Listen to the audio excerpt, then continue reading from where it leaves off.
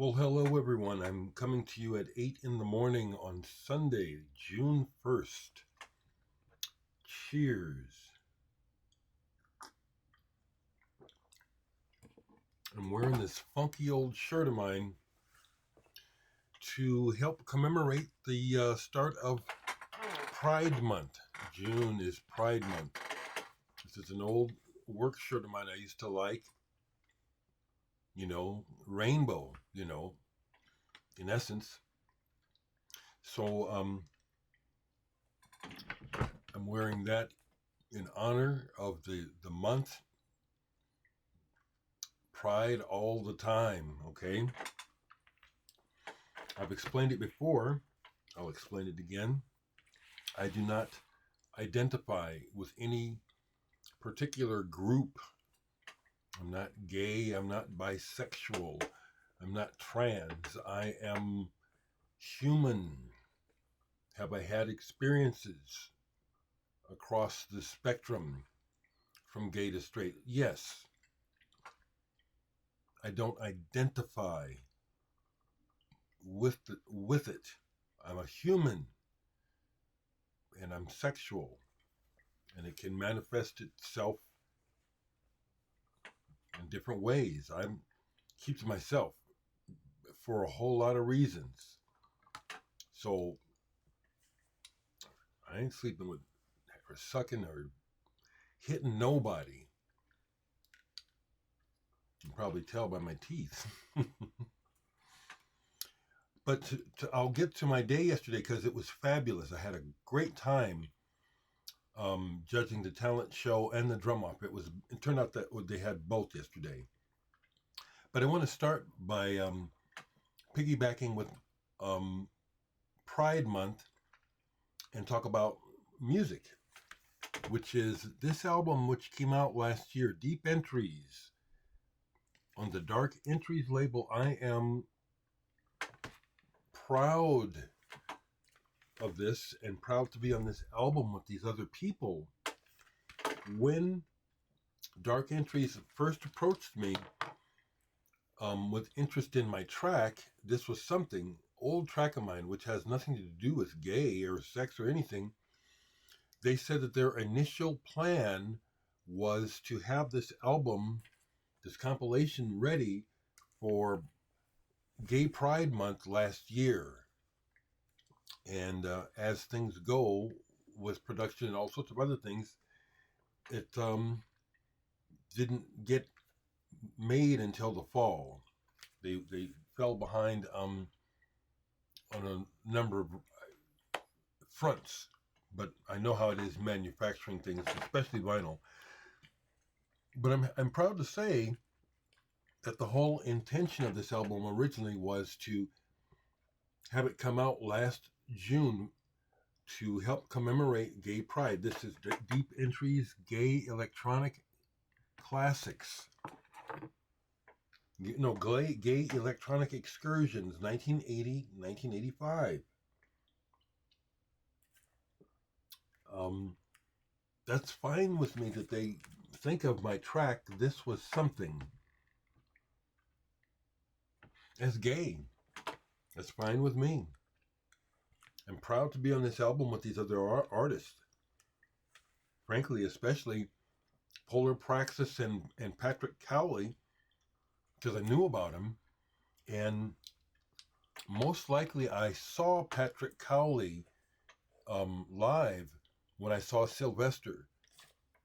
I saw Sylvester when he was on tour opening for the Doobie Brothers. What a strange billing. And here in Nebraska, Sylvester did not go down well at all. And he didn't care. He just did his thing. Just, fuck yeah. I loved it, actually.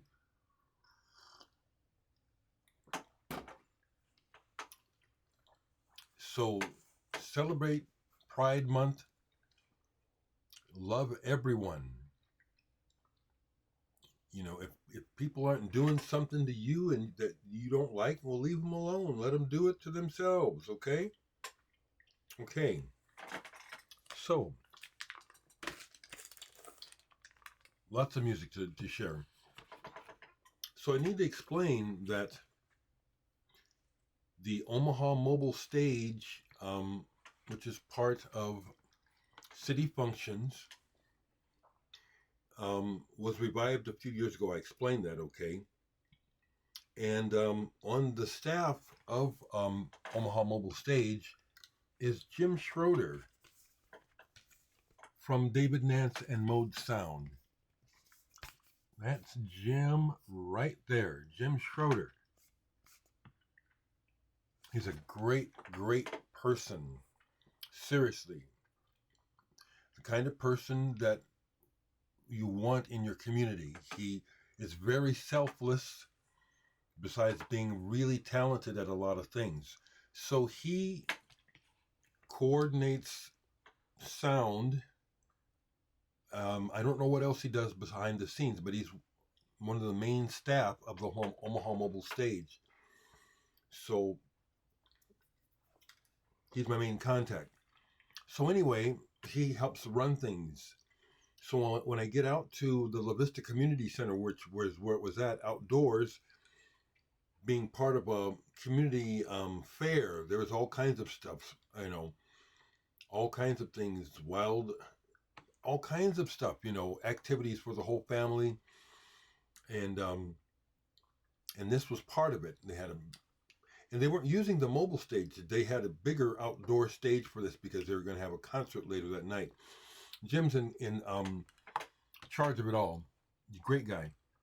So anyway, I get there. I'm kind of early, and it turns out that one of the other people who Jim roped into being a judge this year, or at least yesterday, was the drummer from Mowed Sound, Kevin Donahue. Kevin, like Jim, is just a golden person. Here they are. You can see him better. There's Jim. Got my finger there, and then there's smiling Kevin up here. I played with Kevin before I played with David Nance in a couple different bands. He and I, as a rhythm section, work really well together. I call Kevin Donahue the Jim Keltner of Nebraska, and this is the limited edition. It's all gone green on Jack White's label, Third Man. This is an accomplishment that I'm very proud of, to be on this album. So anyway, Kevin shows up and he's been picked as one of the judges, okay? So it's great to see him. But besides that, Jim and Kevin, because of their musical associations and the fact that they travel a lot and tour, they have a lot of really good associations. And so one of the other people that Jim and Kevin got to act as a judge yesterday was Binky Shapiro. Now, you haven't heard of her, but Binky is in town from LA at ARC Studios working on her new album. And turns out I had heard of Binky Shapiro. She made an album with Adam Green. You may have heard of Adam Green from just him or his band, the Moldy Peaches. Remember them? So it was fantastic on that front alone, first to see Kevin and to hang with him, because I love the guy. I really do. I love Kevin. He's a good friend. We don't have to see people all the time, but we lock when we play. And then Binky, I love her name. She is obviously, once I met her, it didn't take very long in the conversation for us to vibe. I love being part of the artist community. It's not that the artist community is pure. There are a lot of assholes and horrible people involved in arts and music. But that's where I find the golden children, as I'll call us. I'll be that way. Art saves this planet from horridness. So anyway, and then one other woman who I've worked with as a judge before, Emily. She's in the dance. She's a dance instructor. That was so much fun. The drum off was the first thing, and they didn't have that many participants, but Omaha is a big small town. like they say, that old thing, 6 degrees of Kevin Bacon. So the first kid up in the drum off ends up that he's the student of a drummer I used to be in a band with, a fellow named Wes Grappius.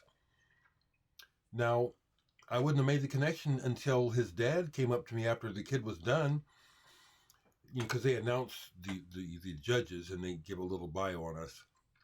And so he came over and said, I thought that was you, Dereck. Don't you remember? Do you remember me? It took me a second, and I remembered him. It was Wes's roommate back when we used to rehearse the band Strange Attractors at this guy's house when Wes was living with him.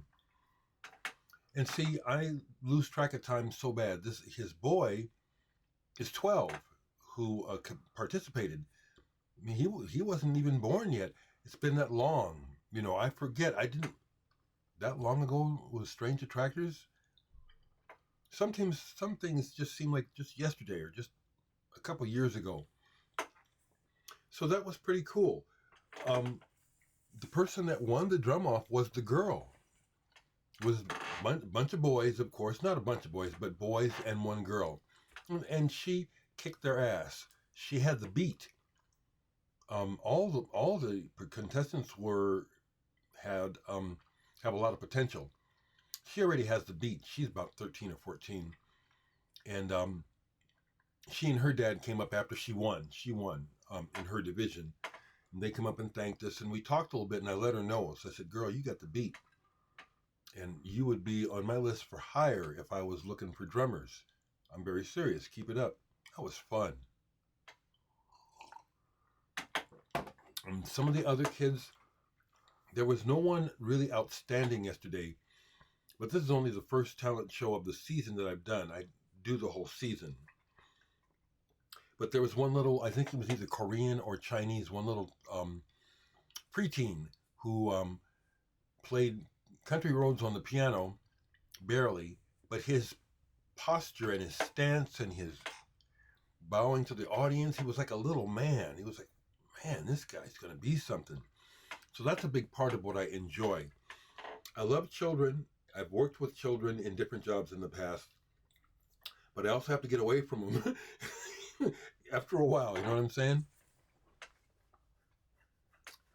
That was the thing I found out about helping to raise David and Sarah. They're not my blood, but when I took them on, when they were 9 and 11, because of their circumstances, and I became a part-time parent, that was the hardest thing. It's like, you enjoy them for a while, and you want to get the hell away from these things. Get away from these brats. I had a blast yesterday, and more music to share. So I already have another talent show to judge next week for June. They gave me a raise. I wasn't expecting it. They gave me a raise. So I have to go downtown near the old market in order to deposit checks when I get them, and mostly we work by plastic, but it's another example of how here in this red state, racist practices really put a crunch on the poorer communities in Omaha. So, for example, in Omaha, we used to have lots of ATMs. There's still ATMs, but we used to have full service ATMs on the north side of town where I live, where you could deposit checks, etc.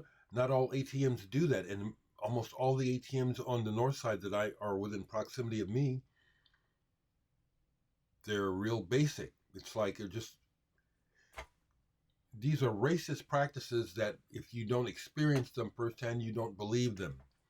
So I have to go downtown to my bank, to their ATM, in order to deposit a check. Well, since I was down there,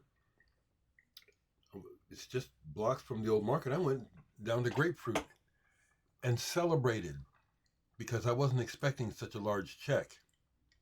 I really wasn't. So I went and bought some records. And it didn't spend it all. Yesterday was fantastic. It was. I love being appreciated by my community, and I appreciate many, many aspects of my community here in Omaha. Many of them. Now, the other thing about going down to Grapefruit is that most likely David Nance would be working, because that's where he works, as well as page turners. So I got to see 3 of the main band members yesterday. I got to see David and hang out with him and Simon Joyner, who owns Grapefruit Records.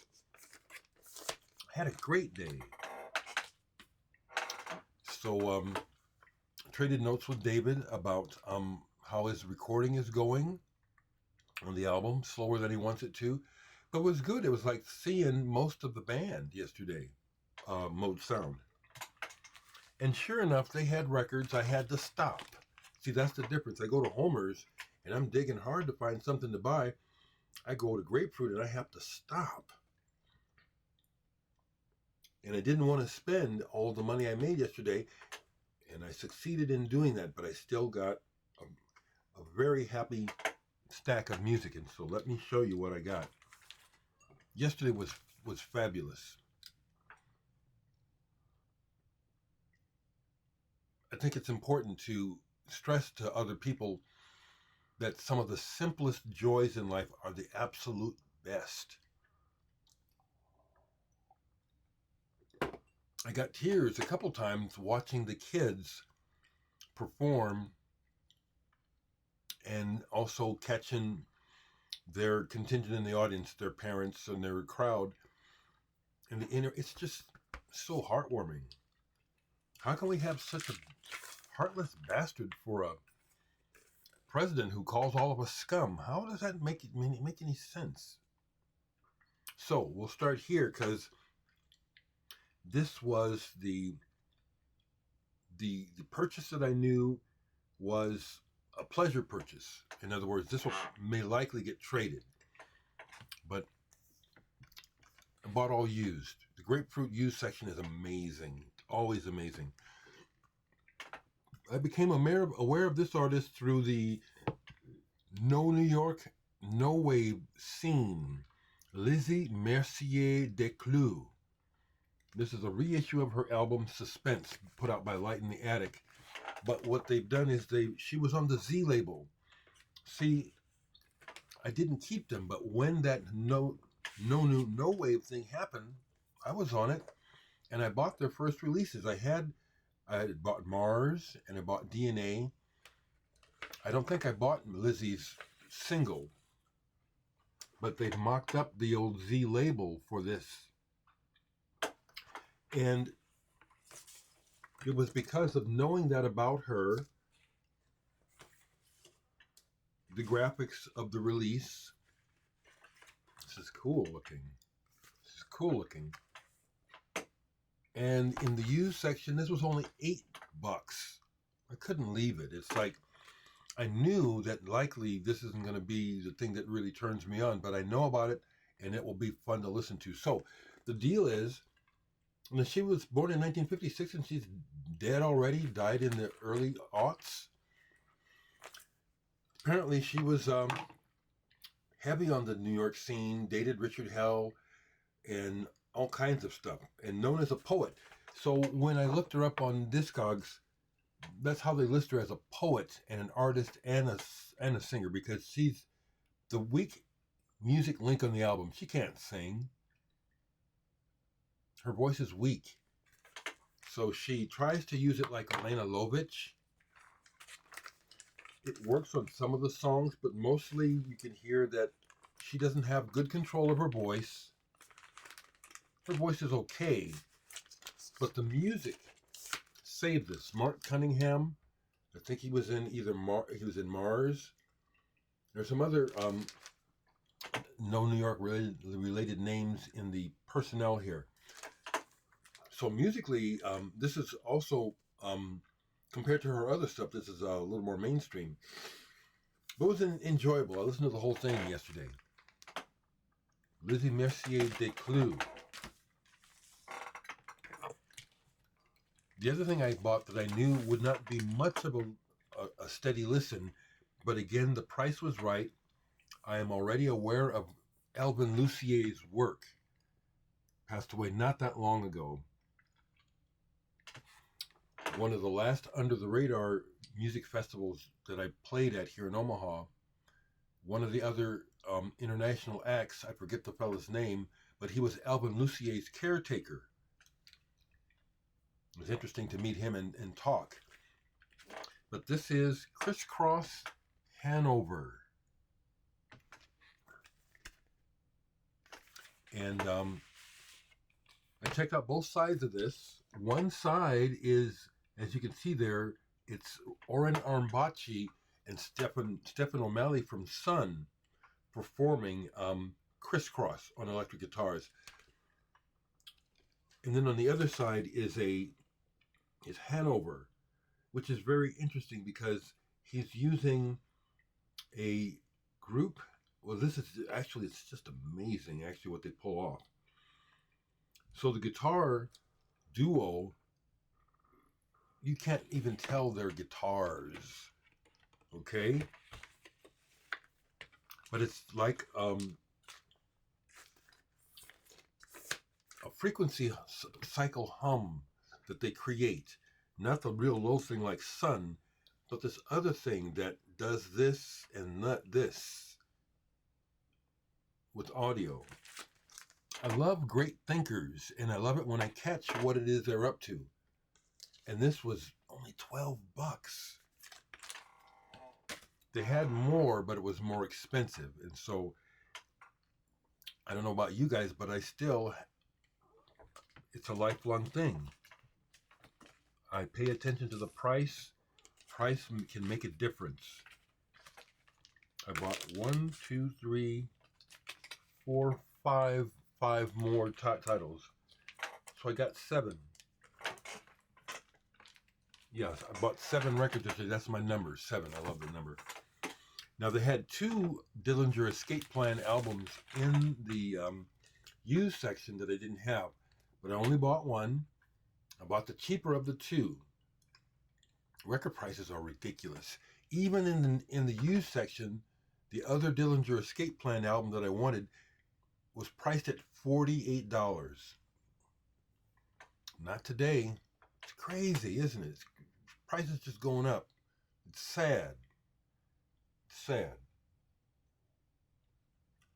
This is some heavy music that I would really like, and I saw these guys years ago. I forget when. It was when they were still young and literally bouncing off the walls. And I hung out with them afterwards because I was so blown away.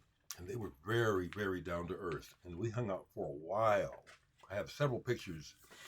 This is Dissociation. I believe the album first came out in 2019. Love the graphics too. And Guy Pachato's voice, it's amazing what he can do with his voice. But this is a reissue. Ooh, Zach Hill is also on here. Additional drums. This is a Record Store Day reissue on this gold looking kind of vinyl. It's also a 3-sider. So here's the etched side with the logo, Dillinger Escape Plan. Come on, Dereck. There it is. There it is. Listen to most of this already. And it's a very good band. And when they started to slow down and move away from just trying to break everything apart, the way that they have developed musically, was really good. Not typical chord structures at all. Quite a band. So this was very happy to add this to my Dillinger Escape Plan.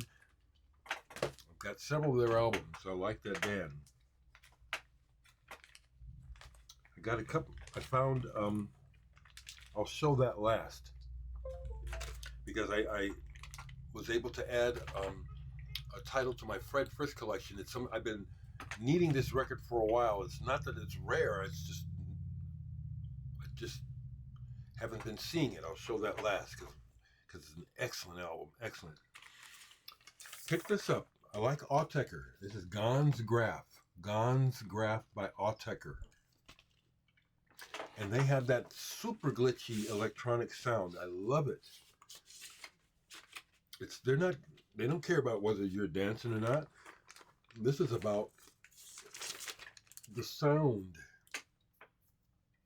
sound world. I really like Autechre, so Gans Graf.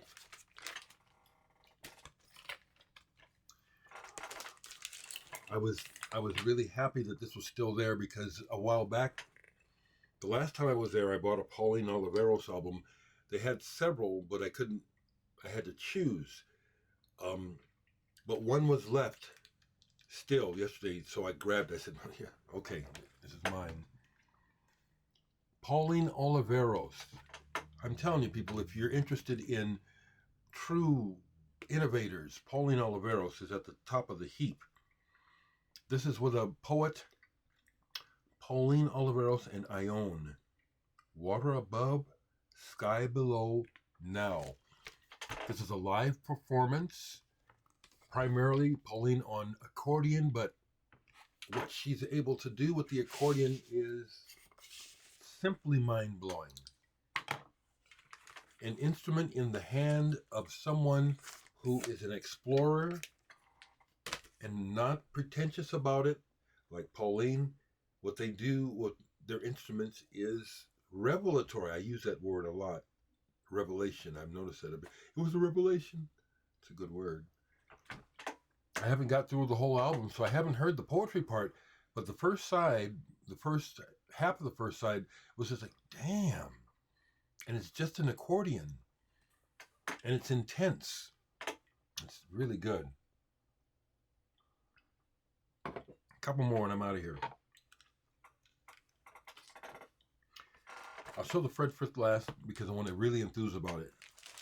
I did not remember this record. And when I saw it, and the price was right. This is from Record Store Day 2019, but I missed it. Ceremonial Healing, led by Marshall Allen of Sun Ra. And look who's on here with him. In particular, Jamie Saft, Trevor Dunn, Roswell Rood. I met Trevor Dunn when he was with Mr. Bungle. I had to look at this and say, how is this still here? And it's only $25. It was only $25. I love, as you can tell, I love nice packaging. So this comes in this box. It's a 3 LP set. I like the way this opens. And it opens up like that. And there's the records. All the information. And this is good. It's not a vanity project. This is really good. I've listened to 2 of the 3 albums because it goes down beautiful red vinyl. These are not improvisations. These are compositions that involve a fair amount of free play. You can tell that. But what's so cool is that there's a vibe here. Ceremonial Healing. This is really good. And I was so pleased because I said, I'm looking at it, this thick box of music with Sun Ra's Marshall Allen at the top, and it's only $25. So it's really good. And they're all prizes, but the one that I was so happy to get without having to pay exorbitant, and I don't think it ought to be a heavy collector's item. Voice of America. I've been needing this album for my Fred Frith collection with Phil Minton and Bob Ostertag. Voice of America. These are master noise and sound manipulators. This album is very active. I do a fair amount of improvisation with people here in town over the years. It's intact. Everything is there. And something that often happens in group improvisations is that people will kind of creep into what we're doing. It's kind of like, well, who's going to start it? What's going to go on? I haven't read the notes on this. I just listened to one side, which is just incredible. They just go bam, and it just keeps flowing like a river. The different elements, the sound of the different instruments that they're using. Besides guitars, I haven't read it yet. 1983 is when this came out. This is fantastic. This is excellent. I'll be honest. I listened to it. I said, well, okay, so this is kind of good to hear before my next gig, my next improv gig. What it is encouraging me to do is be even more brave about introducing elements into the improvisation. Don't creep around. Don't be afraid. Just go for it. This was the find of the day. Voice of America.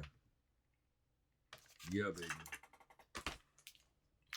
And to wrap it up today, because this is over a half hour, I knew it would be long. It occurred to me yesterday why this music resonates with me so strongly. The new Miki Berenyi, because it's in my head even now as I'm talking. This is my favorite record right now. This is the sound of today of what I started back in the 80s with my band Digital Sex. Ambient pop. This is my music. This is my wheelhouse. This is my river train. This is my river of creativity. The main one. Shimmering guitars, ambient sound, trying to have a spaciousness to the sound. I was doing this back in 81, 82, 83, and it's on the record, Digital Sex. You can hear it. But it hit me, why? Because this has been in my head since I bought the album, like the slow dive. I love it when this happens. Hasn't been happening with too many other records recently. I love this, and it's because it's my music. That's my music, not the blues. Okay, so I hear from my family this weekend. Sounds like they're having a good time out there in California. I'll end by saying I proudly align myself with my brothers and sisters, however the people want to be referred to, the large LGBTQ worldwide community. I proudly associate myself with all of those people. Those are my people. And they're real. I'd much rather be associated with people who are trying to be real rather than running around in fear of people that are different from them. How ridiculous. How ridiculous how the Trump administration is trying so desperately to take us back to the dark ages, or not even that, just back to bad selfish practices that are inhumane. I proudly associate with the gay community, or whatever the term is now, okay? I've also heard from a couple folks that they're seeing this internationally in record shops. Someone just let me know that they saw it in a record shop in Lisbon. Yeah. Proud of this, okay? That's what I got for you today. Take care.